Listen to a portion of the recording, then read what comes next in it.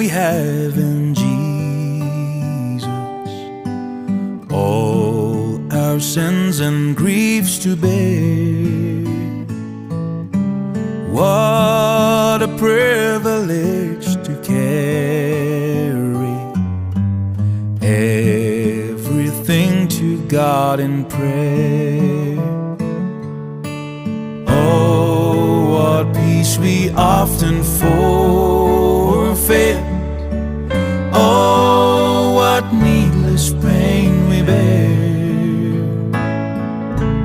All because we do not carry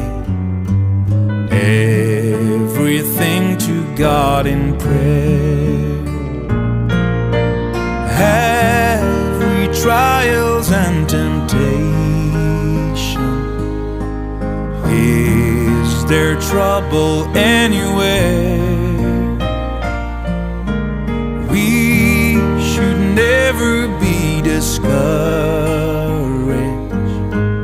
Take it to the Lord in prayer. Can we find a friend so fair?